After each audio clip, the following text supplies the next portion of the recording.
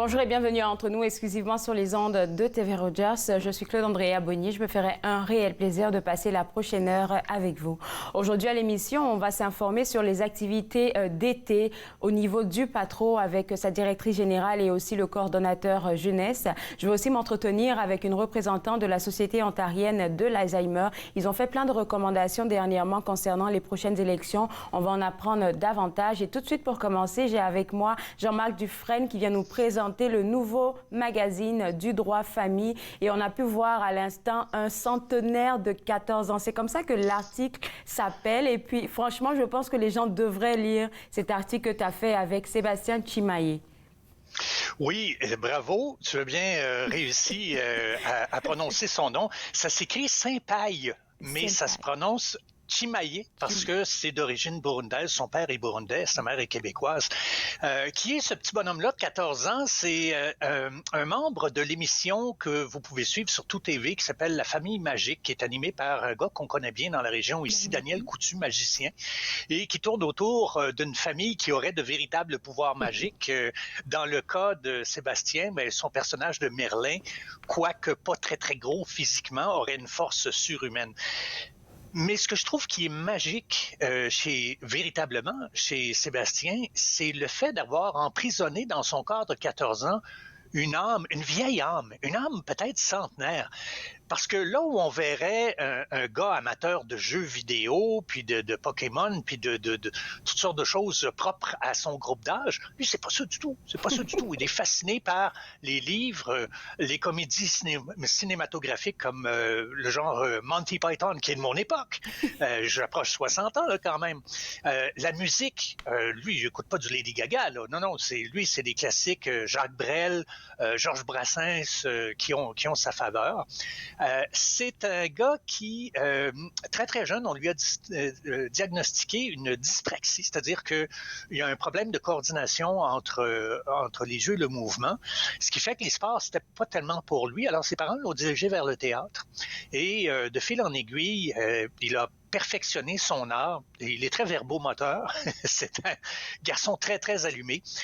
Et il a fini par décrocher des rôles intéressants, dont celui de La Famille Magique qui roule présentement à la télévision. Il s'est même rendu aux États-Unis. Oui. Il avait été repêché théoriquement pour tourner dans des séries américaines, mais finalement, ce qui l'a empêché, c'est qu'il n'avait pas sa carte verte. Alors, c'est un petit garçon, je dis tout petit garçon, c'est parce qu'il n'est pas gros de taille. Il arrive adolescent, c'est un jeune homme, là. C'est un gars, ça, qui... moi, je me rappelle qu'à 14 ans, j'avais un égo gros comme la terre. Je m'en serais vanté d'avoir été à la télévision. Lui, pas du tout. Pas du tout. En fait, il y a très peu de mes amis qui savent que je tourne dans une télésérie, même s'il est absent de l'école une semaine sur deux parce qu'il doit aller tourner. Donc, il récupère avec des cours particuliers. Mais il n'est pas vantard. Lui, il est vraiment consommé par son art et il souhaite pouvoir poursuivre sa carrière jusqu'à éventuellement aller dans des séries américaines. Je suis tellement contente que tu parles de ce bout-là parce que c'est ça qui est venu frapper ma face quand je lisais. Il a dit non, moi je fais peut-être de la télé, mais il y a mes amis qui sont experts en tel. J'étais comme, oh, si beaucoup d'adultes pouvaient réfléchir comme toi, là, le monde serait beaucoup plus calme. En fait, il a côtoyé des artistes de renom. Si les gens sont familiers avec la fameuse télésérie Dans une galaxie près de chez vous, il y avait un personnage de Brad Spitfire qui était assez particulier. Ben, il joue dans cette série-là. C'est le voisin de la famille de Sébastien. Et Marie-Chantal Toupin également qui joue là-dedans. Et il bénéficie de l'expérience de ces gens-là et des leçons de vie aussi, de rester humble à travers tout ça. Alors, je pense qu'il est promu à une très belle carrière. Qu'est-ce que toi, tu as retenu, là, il va nous rester une minute de ce jeune-là, après la belle discussion que tu as eue avec lui? C'est un garçon qui est complètement investi dans son rôle, dans son talent, dans son avenir, et ses parents l'appuient énormément. Faut pas oublier que ses parents l'accompagnent toutes les 2 semaines à Montréal. Donc ça, c'est à travers leur horaire là, de travail. Et je leur ai dit, oui, mais si éventuellement sa carrière débouche à Montréal, faites quoi? Ben, on va le suivre. Puis si ça y va aux États-Unis, ben on va le suivre. Alors cet engagement-là derrière Sébastien par ses parents, ça demande des sacrifices, là, je trouve ça formidable. En tout cas, c'est vrai. Et puis, dans cet article-là, oui, on parle de Sébastien Chimaye, on parle en fait de beaucoup de choses, on parle de chocolat. Mais après la pause, toi et moi, on va parler Ça me fait rire, des accumulateurs compulsifs, parce que je suis sûre que les gens vont se dire « Oh non, moi, je ne suis pas un accumulateur compulsif », mais quand on va en parler davantage, là, je pense qu'ils vont se reconnaître là-dedans. Il y a eu cet article-là, il y a aussi le tatouage. Je ne sais pas pourquoi ce sujet-là vous a intéressé, mais ça vient casser certaines mentalités que la société actuelle a par rapport aux gens qui sont tatoués. Et puis, tout ça, on va en parler après la pause. Jean-Marc, je te garde avec moi et je vous garde aussi, vous aussi, avec moi. Vous pouvez visiter le www.ledroit.com pour avoir accès au nouveau Le Droit Famille. On se voit juste après la pause. Vous le gardez entre nous exclusivement sur les ondes de TV Rogers.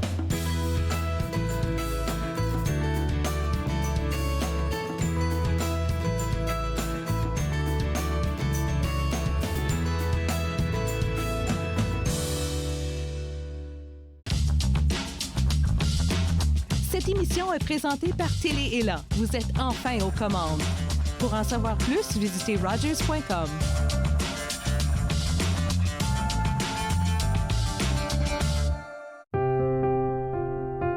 Les commerces, les restaurants et les services locaux d'Ottawa font partie importante de notre tissu urbain. Nous pouvons les aider en ces temps difficiles. Commandez chez eux en ligne, acheter des chèques cadeaux à utiliser plus tard, commander des repas à emporter ou à livrer, démontrez votre soutien sur les réseaux sociaux. S'il vous plaît, faites-le aujourd'hui.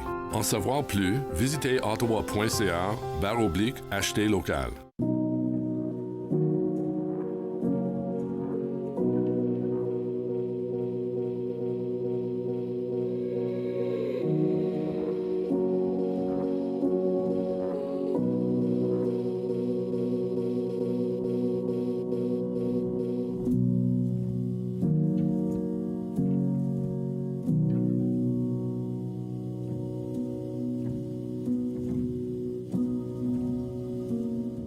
J'ai passé plus de temps que je devrais à essayer de comprendre qu'est-ce qui est arrivé. Toutes les trois qui étaient sur le pont ne savaient pas qu'un train pourrait passer aussi vite qu'il est passé, puis sans s'en apercevoir.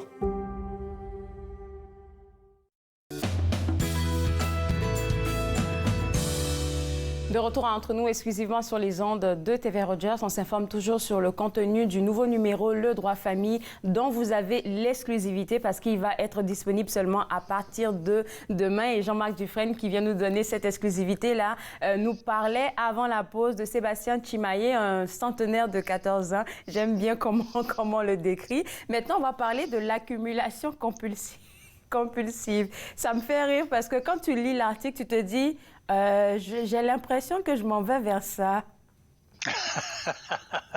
Ben écoute, je ne te le souhaite pas parce que il reste que c'est une condition qui est très difficile pour les gens qui le vivent et les gens de l'entourage familial aussi. D'ailleurs, on a à travers l'article le récit de certains drames humains que les gens traversent là-dedans. Je pense entre autres à des gens de Montfort Renaissance qui offrent du logement pour des personnes aux prises avec des problèmes de santé mentale sévères et persistants. Et les intervenants me disaient, écoute, on a des gens, on a déjà eu un cas de résident qui devait entrer et sortir de son logement par une fenêtre pour aller dormir au Berger de l'Espoir parce que son appartement était plein. Alors, ça devient vraiment... Et c'est important de comprendre une chose. Quand on parle d'accumulation compulsive, le réflexe des gens, c'est souvent de dire, moi, je rentrerai là avec un gros conteneur, puis tu vides tout, puis les gens recommencent à zéro. Non. On s'est rendu compte avec l'expérience et avec le temps qu'il y a 100% de récidive quand on fait ça. L'approche doit être complètement différente. Et il y a une approche de lâcher prise, mais elle ne s'applique pas seulement qu'à ceux qui souffrent de cette condition-là, qu'on appelle, incidemment, je ne sais pas si tu étais au courant, mais on appelle ça de la silogomanie. Alors, la silogomanie, qui est la condition de ceux qui sont des accumulateurs compulsifs.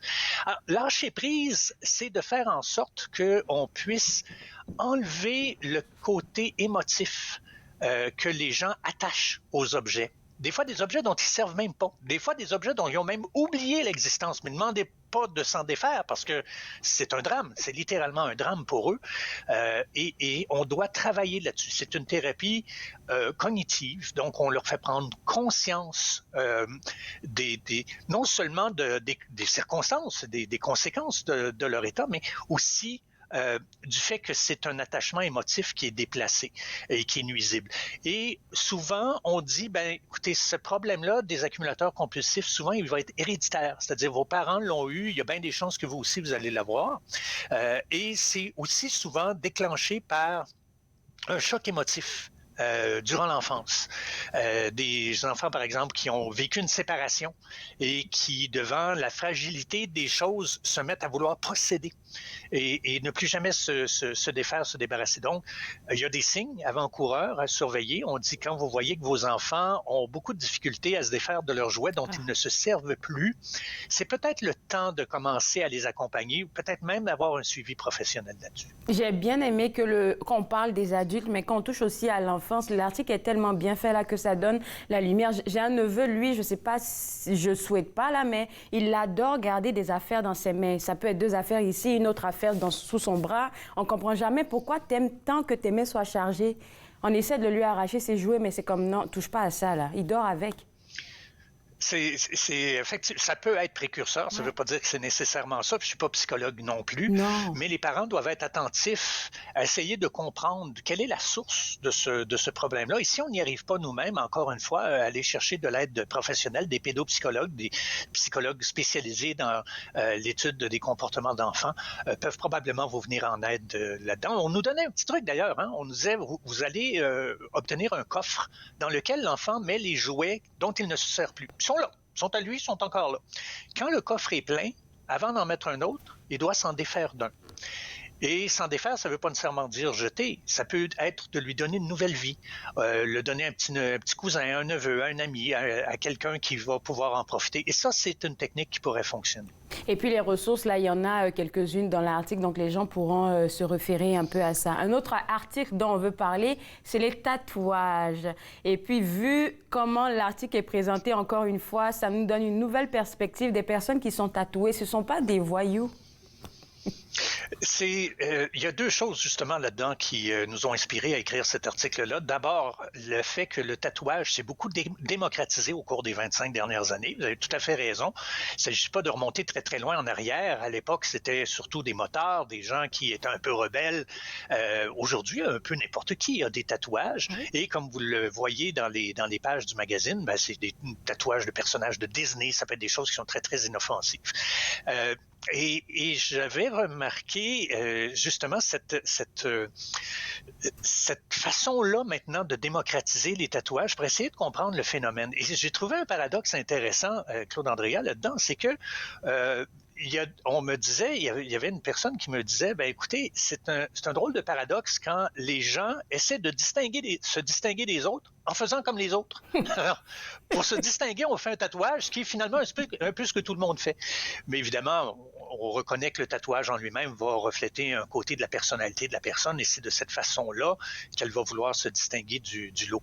Il faut savoir cependant que le tatouage, il y a du pour et du contre. Hein? Il y a des choses à tenir en compte. C'est-à-dire que il ne faut pas que le tatouage devienne une espèce de béquille à la vie. Il ne faut pas qu'on ne vive que dans l'attente de son prochain tatouage.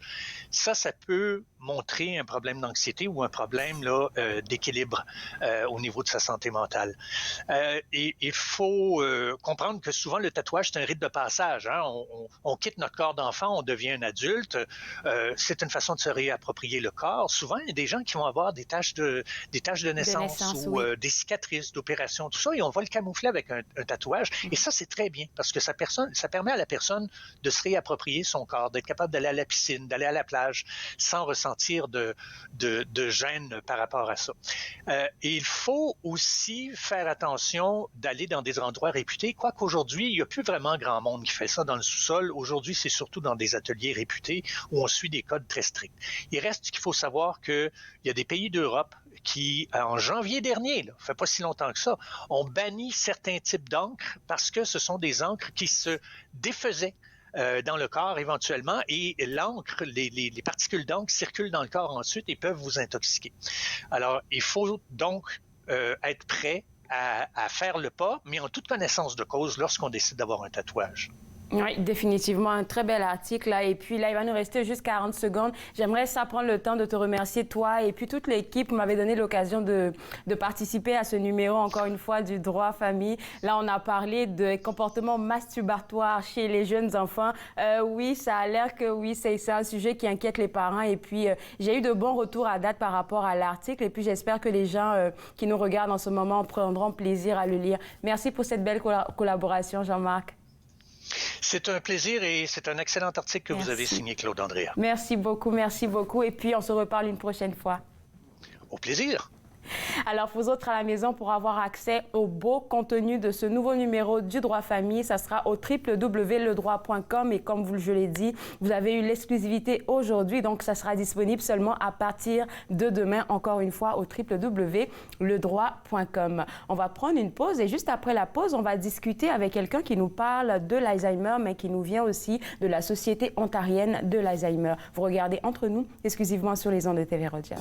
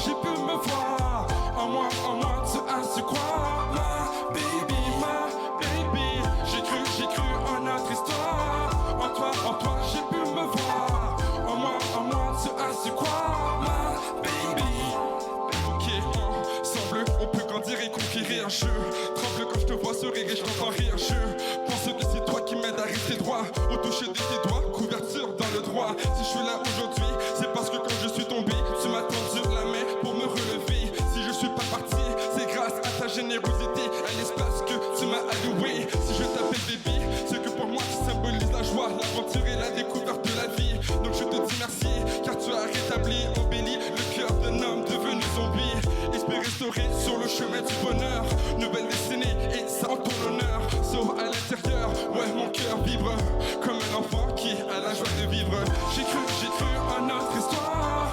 En toi, j'ai pu me voir. En moi, tu as su croire. Ma baby. J'ai cru en notre histoire. En toi, j'ai pu me voir. En moi, tu as su croire. Ma baby.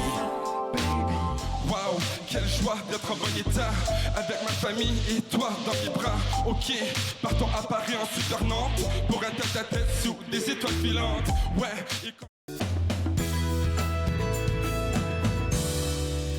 De retour Entre nous, exclusivement sur les ondes de TV Rogers. On va parler maintenant de la maladie d'Alzheimer et qu'est-ce que la Société ontarienne de l'Alzheimer fait conçoit pour aider les personnes qui ont cette maladie-là. Et pour en parler, Madame Stéphanie Leclerc qui a accepté de discuter avec nous ce matin. Bienvenue sur l'émission. Première question que j'aimerais vous poser là, c'est qu'on parle des troubles cognitifs. Parce que sur le site web, vous faites vraiment une distinction entre le trouble cognitif et la maladie même d'Alzheimer.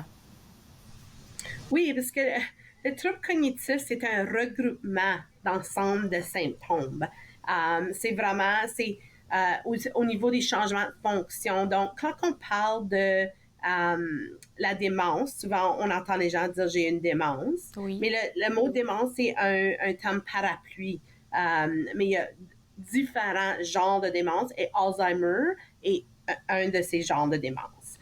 Donc, comme on ne dirait pas j'ai le cancer, on va être plus spécifique. On a un cancer de sein, un cancer de la prostate. C'est la même chose avec Alzheimer. Souvent, les gens ne réalisent pas qu'il y a des centaines de différents types de démence. Donc, la Société Alzheimer appuie les gens avec des troubles cognitifs, avec n'importe quel genre de démence, vraiment. Notre nom démontre juste des années passées, et puis c'est un des plus communs, les types de démence les plus communs. Et j'ai vu aussi sur le site web que vous donnez des outils aux gens qui visiteront le site web, là, que vous donnez des outils pour prévenir les troubles cognitifs. C'est quoi ces outils-là? Pour prévenir, on sait que les facteurs de risque, c'est vraiment notre santé physique. Donc, on dit toujours la santé du cœur, c'est la santé du cerveau. Heart health is brain health. au niveau de notre pression, le cholestérol, des choses comme ça. So, on dit vraiment aux gens qu'il y a des choses qu'on peut faire pour prévenir un peu les troubles cognitifs, oui. Ça me fait penser que l'exercice physique, là, c'est sur la bouche de tout le monde. C'est important, peu importe l'âge. Hein. Il ne faut pas juste attendre d'être une personne aînée pour dire, OK, je vais commencer à faire plus d'activité physique. Ça commence très tôt. Oui, parce que souvent, on associe aussi les troubles cognitifs ou la démence avec des gens âgés. Mais la réalité est qu'un diagnostic peut arriver dans la quarantaine avec un trouble cognitif ou la démence. Donc, c'est important de connaître c'est quoi les facteurs autour de ça et puis continuer à vivre sainement. Oui. Alors, maintenant qu'on comprend que les troubles cognitifs sont vraiment le chapeau de toute forme de démence, alors parlons maintenant de la maladie d'Alzheimer. On a l'air qu'on comprend qu'est-ce que c'est, mais dans le fond, non, on ne sait pas exactement ce que c'est. C'est ça, on associe souvent la maladie Alzheimer juste avec des troubles de mémoire. C'est beaucoup plus que des troubles de mémoire. Vraiment, c'est un changement dans les fonctions des gens. Quand on voit des gens qui ont de la difficulté à accomplir des tâches ou dans un sens d'orientation, dans le spatial ou le temps, aussi, ça l'est un trouble de mémoire. Des fois, on oublie des choses, mais dans le langage aussi. On oublie peut-être un mot simple qu'on utilise souvent, qu'on ne sait plus comment utiliser. Encore l'orientation. Je conduis au travers tous les jours, je connais bien la route, mais tout d'un coup, une journée, je ne peux plus me souvenir de comment me rendre au bureau. Donc, c'est des choses comme ça qu'il faut reconnaître. Puis, c'est pas relié seulement à l'âge. Il y a d'autres choses autour de ça qui est important de reconnaître dans la maladie Alzheimer. Et puis, vous venez de le mentionner, hein, c'est pas que c'est une maladie spécifique aux personnes aînées. Non. Ça peut commencer très tôt, à 40 ans, vous venez de le mentionner. Donc, lorsqu'on voit ces signes précurseurs-là, est-ce que tout de suite, on doit s'inquiéter? Je veux dire, on perd toutes nos clés. On peut pas trouver notre téléphone, on le fait tout. Ça, c'est pas nécessairement un signe de perte de mémoire. Parce qu'il y en a qui vont virer fou un peu. Ils vont se dire, oh, est-ce que... Oui. Non, on a tout on vit des stress. Je pense que l'importance, la Société Alzheimer encourage beaucoup le diagnostic précoce. Quand on peut reconnaître le diagnostic précoce, on peut faire beaucoup plus pour prévenir comment la maladie progresse. Ce que je trouve intéressant avec les informations que vous donnez, c'est que vous mettez les gens face à la réalité. J'ai lu ça sur le site web, puis je me suis dit, c'est triste à dire ça aux gens, mais il faudrait qu'ils soient au courant que la maladie d'Alzheimer ne fait pas partie du processus normal de vieillissement, mais si éventuellement une personne a une maladie d'Alzheimer, elle est irréversible. Mais ça ne veut pas dire qu'il n'y a rien d'autre à faire pour encourager la personne à toujours être elle-même. Oui, exactement. Oui. C'est ça, on encourage beaucoup. Présentement, on sait qu'il n'y a pas beaucoup de traitements pour la maladie Alzheimer. Une des choses qu'on sait, c'est que l'activation cognitive, l'activation physique, l'activation émotionnelle, c'est toutes des choses qui peuvent aider avec la progression de la maladie. On encourage beaucoup les gens de reconnaître, ça, c'est un autre symptôme. C'est souvent, on va voir les gens avec une perte de motivation à cause des changements, mais on essaie d'encourager et appuyer les gens avec de participer dans leur communauté et de continuer à vivre. Je pense qu'est-ce qu'on aussi, autour de l'éducation, on essaie de démontrer aux communautés que on doit s'adapter, c'est pas eux qui doivent s'adapter à nous. Wow, donc, dans la façon qu'on dessert les gens. Oui. C'est très bien dit ça. Je vais vous garder avec moi. On va prendre une pause et juste après la pause, on va parler du volet recherche de la Société ontarienne de l'Alzheimer parce qu'il y a de très belles choses à partager avec les gens qui nous regardent. Vous regardez Entre nous, exclusivement sur les ondes de TV Rogers.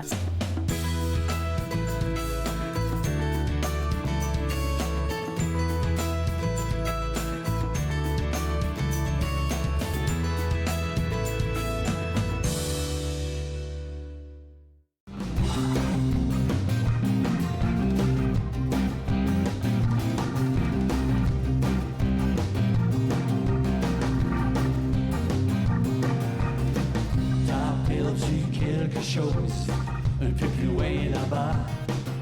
Quelque chose que t'avais mis de côté, mais tu t'en souviens pas. Tu prends plus le temps de me parler, tu ne me vois même plus. Faut dire que je m'en attendais, le dessin prend le dessus. Tiens fort, perds pas le goût de l'amour. Laisse pas tomber ce qui t'appartient pour toujours. Laisse-toi pas aller, perds pas le goût d'aimer. Laisse-toi pas aller, perds pas le goût d'aimer.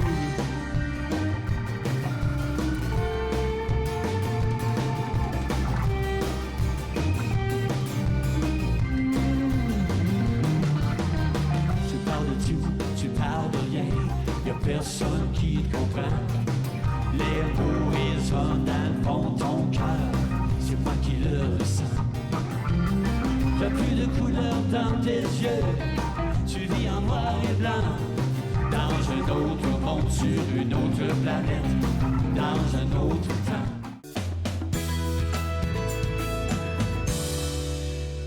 De retour entre nous exclusivement sur les ondes de TV Rogers, je continue toujours ma discussion avec Mme Stéphanie Leclerc au sujet de l'Alzheimer. Elle nous parle au nom de la Société ontarienne de l'Alzheimer et il me semble que vous êtes à Sudbury. Oui, c'est ça.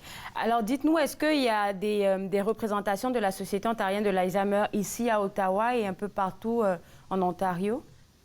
Partout en Ontario, on a 29 bureaux, différents chapitres à travers la province. Alors, où est-ce qu'on pourrait avoir accès, comme par exemple, moi je suis à Ottawa, comment je pourrais savoir où est-ce que se trouve cette représentation-là de la Société ontarienne de l'Alzheimer?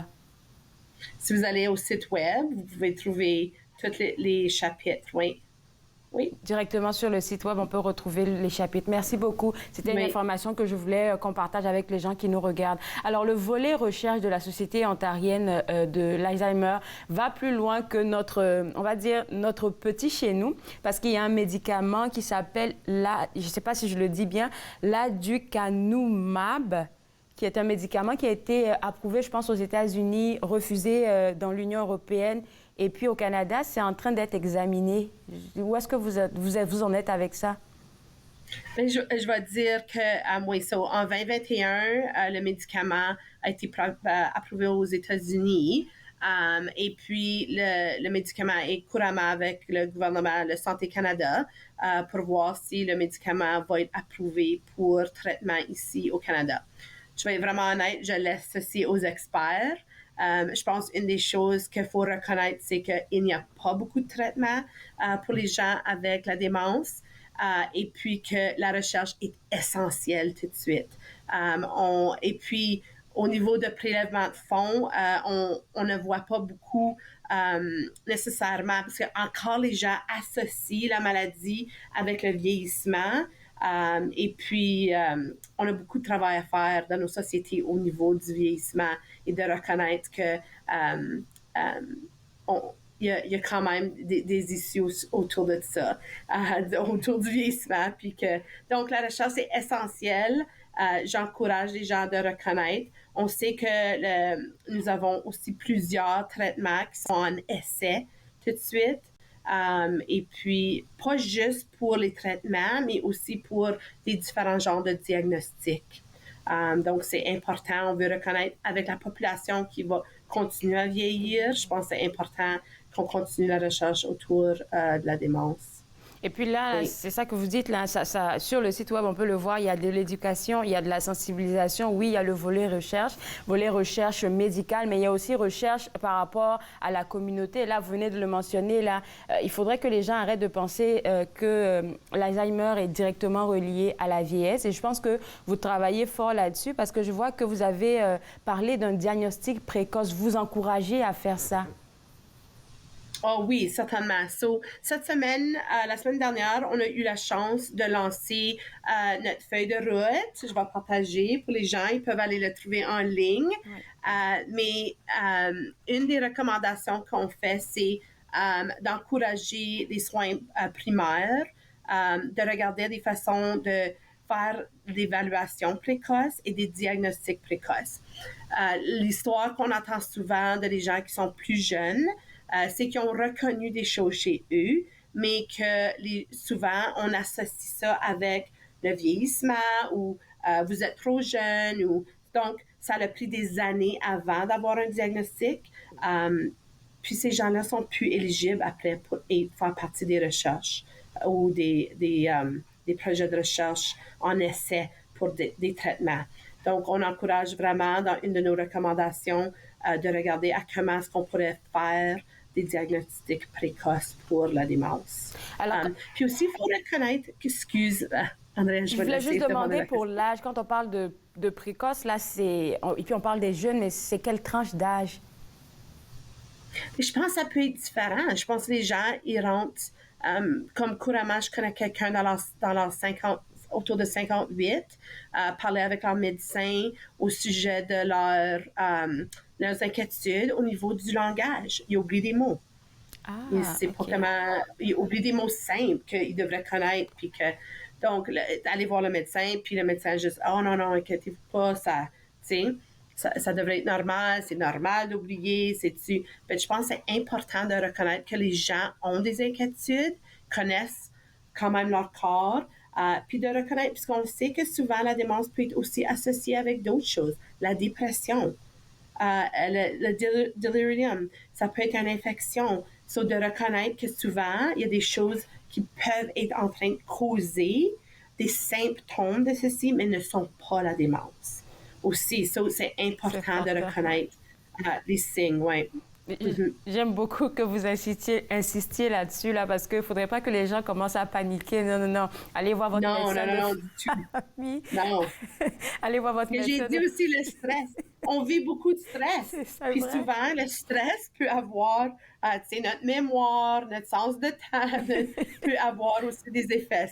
Non, je ne veux pas que les gens s'inquiètent trop, mais de reconnaître. Puis s'ils veulent avoir des questions, s'ils ont des questions, veulent avoir d'autres éducations, je les encourage d'appeler la Société Alzheimer dans leur communauté. On est toujours prêt à aider aux gens et répondre des questions. Certainement. Dans cette feuille de route que vous avez mentionnée, tantôt on peut avoir accès à ça sur le site web. Il y a eu 56 recommandations et parmi, je vais dire, les principales, il y en a une qui m'a un peu choquée, c'est que vous exigez des médecins qu'ils se perfectionnent professionnellement. Est-ce que vous pensez que les professionnels en ce moment ne sont pas assez formés ou n'ont pas assez connaissance de la cause? Je pense que c'est quelque chose qu'on doit beaucoup apprendre. Je pense que, puis tu peux demander aux étudiants qui sont à l'école de médecine, ils apprennent très vite au niveau de la gérontologie à l'école de médecine. Donc, on encourage juste qu'il y ait plus d'éducation au niveau de la gérontologie, puis la population vieillissante, puis de comment reconnaître les signes et symptômes du vieillissement. Donc, je pense que c'est pas nécessairement qu'on ne pense pas qu'ils connaissent assez, mais on veut que... C'est aussi à cause d'un manque de médecins spécialisés en gériatrie en Ontario. Dans le document, il indique qu'il nous en manque 156 médecins à travers de la province. Ça, c'est beaucoup. Puis l'attente pour avoir un médecin en gériatrie est à peu près de 8 à 1 an. Wow. Quand on parle de diagnostic précoce, mais ensuite avoir des attentes de durée comme ça peut prendre du temps. Donc, je pense que c'est vraiment, pas nécessairement qu'on dit qu'ils sont pas assez connaissants, mais on veut vraiment que les médecins en gériatrie et les médecins de famille de soins primaires travaillent ensemble, puis qu'il y ait plus d'éducation au niveau de c'est quoi, pas juste la démence, mais aussi au niveau des symptômes ou des maladies au niveau de le vieillissement. Parce que souvent, c'est des comorbidités, c'est des gens qui ont plusieurs diagnostics. Donc, comment est-ce qu'on traite ces gens-là sans avoir... encore, il y a un manque de 156 médecins de spécialisés dans la province de l'Ontario. Comment est-ce qu'on encourage que les gens ont les soins qu'ils ont besoin et puis les diagnostics aussi vite que possible pour les traitements qui sont disponibles tout de suite. Merci beaucoup pour votre temps. On en a appris beaucoup sur la Société ontarienne de l'Ontario. Et puis, vous pouvez revenir à l'émission quand vous voulez. Ça m'a fait plaisir. Bon week-end à vous. Merci beaucoup. Puis j'encourage les gens d'aller à votedementia.ca. Le site est aussi en français et d'en connaître plus au niveau de notre feuille de route. Et puis, parler avec vos candidats qui s'en viennent aux élections bientôt, parce que vraiment, il n'y a pas de discrimination contre la démence. Ça fait rien quel parti entre en jeu. Vraiment, on a besoin de parler plus souvent de la démence et puis de comment est-ce qu'on peut aider les gens qui vivent dans nos communautés. Très beau message de fin. Nous, on va inviter aussi les gens qui nous regardent en ce moment à aller faire un don sur le site web parce que vous avez besoin que la communauté vous aide dans votre processus de recherche. Au plaisir de se reparler. Merci beaucoup. Bonne journée. Alors, pour vous autres à la maison, pour faire un don ou même pour suivre l'actualité de la Société ontarienne de l'Alzheimer, ça sera au www.alzheimer.ca. Et puis, comme elle a mentionné, ils ont fait une feuille de route avec plusieurs recommandations qui pourraient vous aider lorsque vous allez parler avec vos différents élus locaux. Nous, on va prendre une pause et juste après la pause, on va parler officiellement avec le meilleur organisme de l'année 2022. Regardez Entre nous, exclusivement sur les ondes de TV Rogers.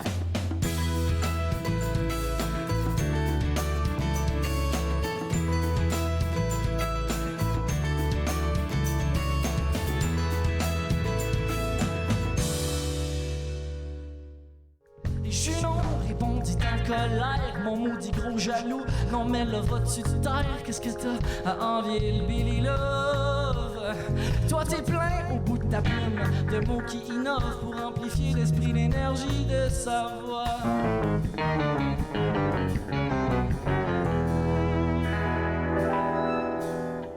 Cesse donc te plaindre, sinon pour te punir je t'enlèverai tes figures de style, car la jalousie est la passion d'une âme lâche. Un aveu secret, ça m'est quitté. Une fois articulé, a besoin pour plaire d'une panoplie de bonnes idées qui sonnent un peu mieux quand on trouve les bons airs. Parce que personne à lui seul a tous les talents, au final ça fait qu'on est complémentaires.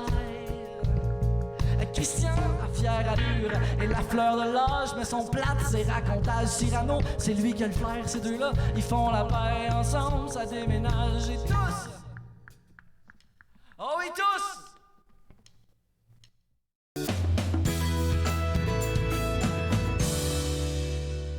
De retour entre nous, exclusivement sur les ondes de TV Rogers, je m'entretiens maintenant avec Madame Annie Rouleau, directrice générale du Patro d'Ottawa, qui a reçu dernièrement le laurier meilleur organisme de l'année 2022 au Gala des prix Bernard Granvelle. Comment vous avez reçu, vous et votre équipe, ce merveilleux prix-là? En fait, c'était ma première participation parce que je suis entrée en poste durant la pandémie. Donc, c'était ma première participation au prix Bernard Grandmaître. Et puis, c'était tout un honneur juste d'être nominée dans les finalistes. On était très, très heureux. Puis, on a eu une très belle soirée. C'était très touchant. Je trouvais que les autres organismes aussi avaient tellement beaucoup qu'ils avaient réalisé. C'était inspirant. Alors, je dirais qu'on l'a accepté avec beaucoup d'humilité parce que on est quand même en train de traverser la pandémie et tout ça. Et puis, il y a quand même eu beaucoup de défis, des beaux défis durant la pandémie à réaliser. Mais quand même, c'était pas une surprise, mais oui, on l'a accueilli avec beaucoup d'humilité. Avec beaucoup d'humilité parce qu'on œuvre très fort présentement à travailler sur notre structuration, améliorer, consolider nos programmes. Donc, notre focus, c'est vraiment là, depuis le début de la pandémie, consolider nos programmes, les améliorer, les ajuster à la nouvelle réalité. Donc, ça amène une nouvelle perspective, un positionnement différent. C'est sûr qu'il a fallu se réajuster, là. Donc, c'était un bel honneur. C'était un très, très, très bel honneur. On était vraiment touchés et on remercie beaucoup la communauté francophone qui a su voir les améliorations qu'on est en train de faire à travers l'émergence qu'on vit actuellement. Moi, je pense que c'est comment je vais appeler ça, un beau cadeau que la communauté vous fait. Pourquoi? Parce que dans la pandémie, là, tous les organismes ont dû se réinventer, ont dû refaire en fait leur stratégie et tout ça. Et recevoir un prix pendant qu'on sait qu'on a travaillé très fort durant la pandémie, je me dis, ça donne une bonne tape dans le dos. Et puis ça se dit, je pense que vous vous êtes dit, il va falloir qu'on aille plus loin que ça. Oui, absolument. L'équipe a travaillé très fort. Puis moi, j'étais très heureuse pour eux, pour nous aussi, puis pour la communauté francophone aussi, pour leur rappeler que, bon, c'est certain que les loisirs durant la pandémie, ça a eu beaucoup d'impact. Les loisirs, les arts, la culture, c'est les domaines qui sont plus difficiles à repartir. Alors, c'est le fun qu'ils entendent aussi parler qu'on est encore là, puis on a quand même fait des choses. Durant la pandémie, par exemple, on a accueilli un centre d'isolement pour les personnes vivant en itinérance ici au Patro d'Ottawa. En fait, nous, on a vraiment juste plutôt ouvert les portes.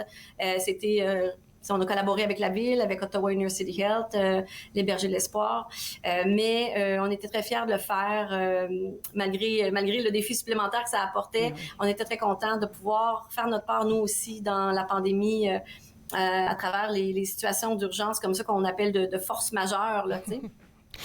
Et puis, ça a été tout un apprentissage. Je veux dire, c'est sûr que nous, on a travaillé aussi de nos côtés avec nos programmes. Donc, on a par exemple un centre de jour pour les gens qui vivent avec des besoins spéciaux et puis qui viennent passer, c'est une trentaine de personnes qui viennent au Patro depuis toujours passer la journée, faire des activités socio-récréatives qui nous permettent de mieux les intégrer à la vie communautaire, la vie sociale. Et puis, durant la pandémie, c'est un enjeu particulièrement élevé. Élevé de tomber en virtuel à distance, à temps plein, 5 jours semaine, avec des gens qui ont besoin d'une assistance soutenue. Et puis, on est tellement fiers d'avoir relevé ce défi-là, puis d'avoir accompagné, de ne pas avoir laissé tomber nos participants dans ces besoins-là, puis d'avoir su adapter, puis prendre le temps qu'il fallait pour vraiment l'adapter, aller chez les gens, leur montrer comment partir leur ordinateur, se connecter et tout ça. Et c'est une belle réussite, c'est vraiment une belle réussite. Le programme du Petit Bonheur pour ce groupe-là, c'est un bel exemple. On a eu aussi avec les aînés la chaîne de l'amitié qui s'est consolidée, donc une chaîne d'appel pour que les gens ne soient pas isolés complètement, qu'ils sachent qu'on est encore là pour eux, puis que ça reprend. Et quand ça reprend, mon Dieu, que ça fait du bien. Là. Ils sont au rendez-vous, ils sont de retour au rendez-vous. On est content de pouvoir reprendre le bingo du mercredi, quelques repas communautaires, des choses comme ça qui, mon Dieu, fait la différence dans la vie, de la santé mentale des gens, tu sais. Sentiment d'appartenance et tout ça. Fait que c'est une belle continuité. On a aussi, durant la pandémie, profité de ce temps-là pour se regarder, comme on dit, je dis souvent à mon équipe, on va regarder nos petits nombrils puis on va travailler sur nous. Et puis, puisqu'il y avait moins de monde dans le centre, on en a profité pour désigner des salles. Donc, on a maintenant une salle, la zone chill pour les ados. Pré-ados, qui les adorent. C'est plein sur les heures du midi, ça se remplit dans le Patro, les gens viennent jouer au basketball, au volleyball, c'est vraiment bien. Et puis, on a eu un beau succès avec tout ça, fait que je rentrerai pas trop dans la programmation, mais ça, c'est une des belles réussites qu'on a fait. On a aussi désigné une salle qu'on est en train de construire justement avec l'appui du CECCE, une salle préscolaire. Donc, et ensuite une salle pour les aînés également pour désigner les aînés et un studio d'art. Donc, progressivement, on attribue ces salles-là pour vraiment des besoins particuliers. Il y a Desjardins également qui nous a soutenus avec un don de ces équipements sportifs. Puis, en septembre, on va être capable probablement de lancer une salle d'entraînement communautaire. Pour les gens du quartier. Donc, fait que c'est vraiment des belles réussites. En fait, vous faites tout pour créer ce sentiment d'appartenance là que vous venez de mentionner là, avec la communauté, parce que toutes ces activités, la zone chill, ça là, j'imagine le nombre de jeunes qui doivent arriver là-bas entre midi et 2. Oui, mais Mathieu va vous en parler plus longuement avec son programme qu'il a mis sur pied. Mais c'est un bel accomplissement malgré les défis qu'il y avait durant la pandémie ou qu'il y a encore. Là. On se dit au moins ça, c'est des acquis. C'est quelque chose que dès qu'on peut relancer, dès qu'on peut, on ouvre, on va chercher la communauté, puis on a une place pour eux. Tu sais. Puis il y a tellement plus. On sent qu'on est assis sur une mine d'or. Il y a tellement plus qu'on peut faire. Ah oui. Mais tu sais, comme je mentionnais, on regarde le sommet qui est au loin. Notre Himalaya, comme il y avait un artiste qui chantait durant le Gala Grand Maître, puis il parlait de l'Himalaya. Le R premier. Oui, ben c'est ça, on le garde, on perd jamais de vue, puis on progresse, on marche vers l'Himalaya lentement. Éventuellement, on a chaque petite victoire qu'il faut pas arrêter de souligner parce que progressivement, ça fait des différences, tu sais, une victoire à la fois. Donc, on est bien heureux de ça. Actuellement, justement, dans notre structuration, le patron a vraiment décidé d'investir dans sa relance. Et puis, actuellement, on a 4 postes qui sont à combler par dimanche. Là. Donc, s'il y a des gens qui sont intéressés à appliquer, deux beaux postes. Un poste de directeur des opérations, un poste de directeur aussi du service à la communauté, ainsi que 2 autres postes là, qui restent à combler pour le camp d'été. Donc, un cordeau adjoint pour un camp d'immersion et puis intervenant social auprès de la jeunesse. Donc, ça, c'est vraiment des beaux postes, surtout au niveau de la direction, là, c'est toute une opportunité. Comme je dis, les gens qui aiment accomplir des rêves puis sentir qu'ils peuvent s'accomplir et se développer. Ah oui, c'est une belle opportunité. On a le réseau Patro qui est en train d'être créé également, qui est un organisme central qui soutient les 7 Patros, hein, parce qu'on est 7 Patros, on est le seul en Ontario et en situation minoritaire francophone. Les autres sont au Québec. Et puis, tout ça vient en soutien et nous appuie beaucoup dans notre démarche également parce que, on travaille avec 4 piliers là, de soutien au niveau de la notoriété parce que le Patro devient un peu comme un YMCA, avec son branding de marque. Le Patro, ça devient une marque. Et la notoriété, la culture service, main-d'œuvre, gestion des talents et financement, on a du soutien de la part d'un organisme central et tout ce beau réseau-là.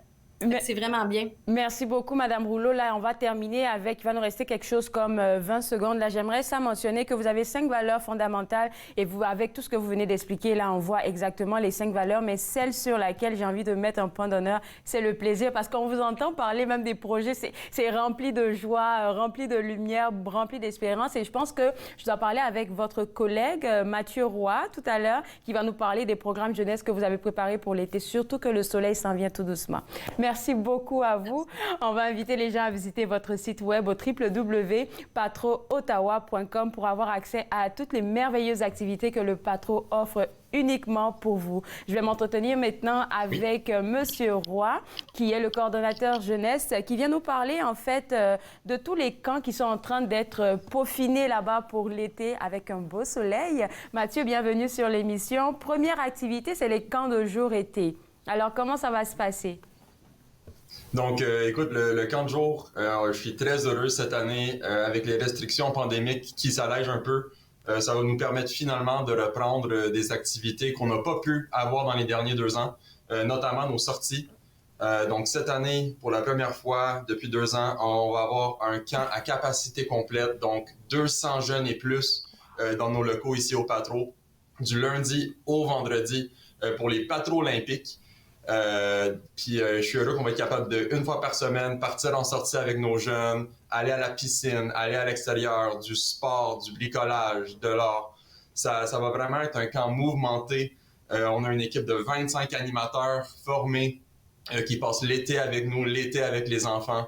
C'est un environnement incroyable. Ça va faire mon 12e camp d'été au Patro. Comme employé, puis c'est un environnement inoubliable. Vous aimez ça, là, apporter du plaisir aux gens qui viennent au Patro. Là, j'entendais votre directrice parler tantôt. Là, c'était rempli de bonne volonté, c'était rempli de joie, tout ce qu'elle partageait avec nous. Et puis, j'imagine les camps de jour avec les enfants, là, la lumière dans les yeux. Parce qu'en fait, on peut sortir puis faire des activités ensemble, enfin. Mais c'est sûr, tu sais, puis je vais être honnête avec vous, je suis un enfant du Patro. Je viens aux activités du Patro d'Ottawa depuis que j'ai l'âge de 5 ans. C'est des souvenirs de mon enfance qui me sont très chers, puis je le vois, le reflet dans ce que les enfants vivent maintenant avec nous. Je vois la brillance dans leurs yeux quand ils s'amusent, quand ils font des activités, quand ils découvrent quelque chose de nouveau. Puis ça crée justement ce sentiment d'appartenance que Annie avait mentionné tantôt, qui rattache ces enfants-là au patro. J'ai des enfants qui étaient mes jeunes il y a 10 ans, que cet été seront des employés du patro. Wow. Donc ça crée cette continuité, cette famille, cette communauté qui est unie vraiment, puis c'est quelque chose de très spécial. C'est unique pour les jeunes parce qu'ils vont découvrir de nouveaux amis, de nouvelles activités, mais c'est aussi bénéfique pour les parents parce que quand je vois toutes les activités du patron, je me dis un parent, là, pour lui, c'est une pépite, là, parce qu'il va avoir un peu de repos. Oui, ben tu sais, on essaie de donner un peu de répit à nos parents là, en engageant leurs enfants, puis en les renvoyant à la maison fatigués à la fin de la journée. C'est notre objectif. Puis tu sais, on essaie tout le temps d'appuyer les parents continuellement, notamment avec de l'aide financière pour ceux qui en ont besoin. Le patron de base offre un 25% de rabais d'aide aux parents qui s'abonnent pour l'été complet. On donne de l'aide financière séparément en plus de ça. Wow. Et avec des partenaires comme Desjardins et Bon Départ, les parents peuvent aller chercher 300 $ par enfant de plus pour aider à financer leur participation au camp d'été. Donc, c'est vraiment quelque chose de très spécial qu'on essaie de donner l'accessibilité à absolument tout le monde le plus possible. Parlant d'accessibilité, là, on va aller un peu plus du côté des jeunes. Est-ce que vous êtes capable d'accueillir des enfants qui ont des besoins spéciaux? Donc, oui, l'été dernier, par exemple, on a accueilli certains enfants qui avaient des besoins particuliers. On a, depuis l'année dernière, des intervenants qui travaillent avec nous pendant l'été, qui font partie de notre équipe. C'est des gens qui ont des formations en psychologie, en travail social, travaillent avec différentes clientèles qui ont des besoins spéciaux, déficiences intellectuelles, qui peuvent accompagner les enfants, accompagner les animateurs, pour donner un espace sécuritaire où ces enfants-là peuvent profiter d'un été tout comme un autre enfant dans un environnement sécuritaire. Alors, je vois que pour les activités des camps d'été et puis la différente programmation de l'été, vous avez appelé ça les patrolympiques. Est-ce qu'on pourrait en savoir davantage? Pourquoi le nom patrolympique? Oui, donc à chaque été, notre camp d'été a une thématique. Ça varie, ça change à chaque année. Donner une petite variété, quelque chose qui est amusant. Cet été, on a décidé d'aller chercher les patrolympiques. Donc, on va avoir une belle grande olympiade à notre mi-été, un gros tournoi, un paquet de sports. On va donner un certain accent sur la compétition. La compétition, mais pas forcément juste le sport. Il y a des compétitions artistiques qu'on peut monter, toutes choses. Donc, c'est vraiment l'esprit collaboratif des Olympiques, l'esprit compétitif des Olympiques qu'on va aller rechercher pour maximiser le plaisir des enfants cet été. J'imagine là-bas comment ça va être chaud bouillant à savoir qui sera le premier, qui sera le vainqueur. Bonne chance aux animateurs. Donc, les camps de jour... Les camps jour d'été, on en a parlé. Là, on va parler un tout petit peu des clubs ados estivales. Qu'est-ce qui va se passer dans ce volet-là? Oui, donc le Club ado, au fait, c'est un nouveau programme qu'on a commencé cet automne dernier. C'est notre programme pour les ados qui a été créé en consultation avec les ados. Donc, c'est vraiment pour eux et par eux. C'est même eux qui ont choisi le nom du programme.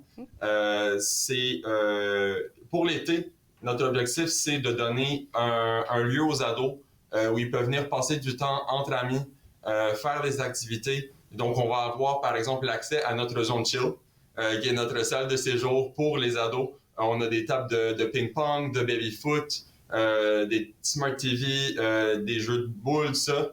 Donc, c'est vraiment un environnement conçu pour les ados, en plus d'avoir accès à nos gymnases pour faire du sport, des activités extérieures. Et pour les ados, cet été, on va avoir des sorties exclusives pour eux, qui sont orientées, qui sont un peu différentes des sorties qu'on fait avec le camp de jour, là. Donc, des sorties bien spéciales qui sont orientées spécifiquement pour les ados. Alors, il va nous rester 1 minute. Là, maintenant, on va parler du programme Études actives parce que oui, il faut s'amuser pendant l'été, mais il ne faudrait pas oublier qu'on doit garder l'esprit frais.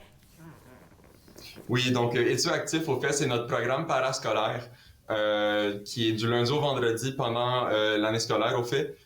Puis ce qu'on fait avec ce programme-là, on utilise une approche ludo-éducative. Donc, on veut renforcer l'apprentissage des enfants par le jeu. On s'oriente toujours sur le plaisir, puis ça permet à des enfants qui ont différents types d'apprentissage, qu'ils soient visuels, manuels, auditifs, à vraiment renforcer leur apprentissage dans un différent environnement dynamique.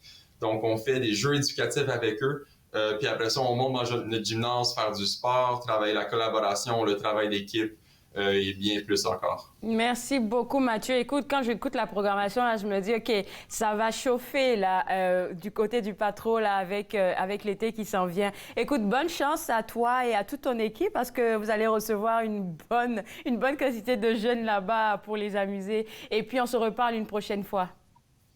C'est parfait. Écoute, merci beaucoup pour votre temps. Alors, pour vous autres à la maison, je m'adresse évidemment aux parents. Si vous êtes intéressés, www.patro-ottawa.com, c'est le site web du Patro d'Ottawa, si vous voulez laisser vos enfants participer aux activités de l'été. On se revoit juste après la pause. Vous regardez Entre nous, exclusivement sur les ondes de TV Rogers.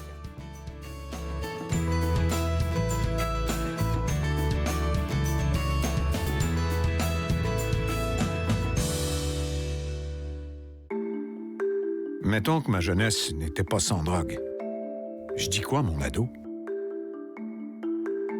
J'aimerais qu'il vive sa jeunesse sans avoir peur de me parler de drogue. C'est possible? Choisir de vivre sa jeunesse sans aucune drogue, est-ce que c'est utopique? Des questions au sujet des jeunes et de la drogue. Jeunesse sans drogue, Canada. Cette semaine, Anna t'en parle. Pour la première de la saison, je me retrouve en studio, en direct avec Marcel Brault et on parle des élections. Nathan parle, mercredi 20h, sur TV Rogers.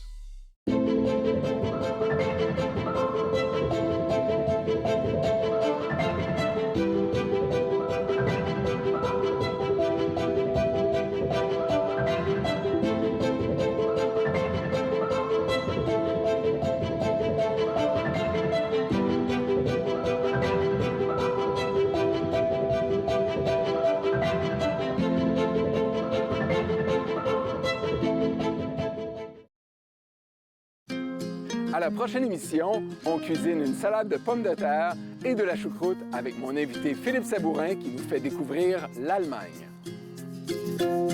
Bouffe sur la route, dimanche 20h sur TV Rogers.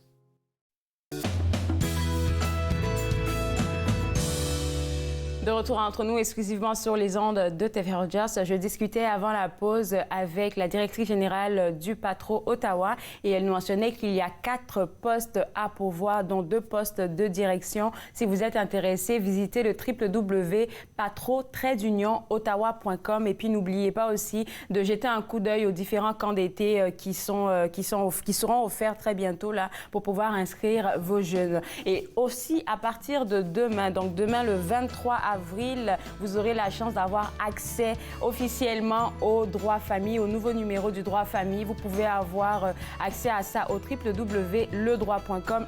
Je vous dis là, on en a parlé en début d'émission, il est rempli de belles informations. Il y a de très belles entrevues intimes dans ce nouveau numéro du droit famille que vous devez absolument voir. Donc www.ledroit.com, c'est le site web à visiter pour avoir accès à ça. Moi, je me suis fait un plaisir de passer cette heure avec vous. On sera de retour lundi à partir de 11h. Et lundi, je vais parler avec José Brittany-Mallet qui nous parlera de la réouverture et des activités du Musée des Beaux-Arts du Canada. On va aussi s'informer sur la diversité de la faune et de la flore de notre beau pays avec Annie Langlois et on va parler avec Dania Versailles de l'Association canadienne pour la santé mentale. Tout ça et bien plus à partir de lundi à 11h. On vous attend. Bye bye. Faites-nous part de vos commentaires en composant le 613-521-2323 par courriel sur Facebook et Twitter.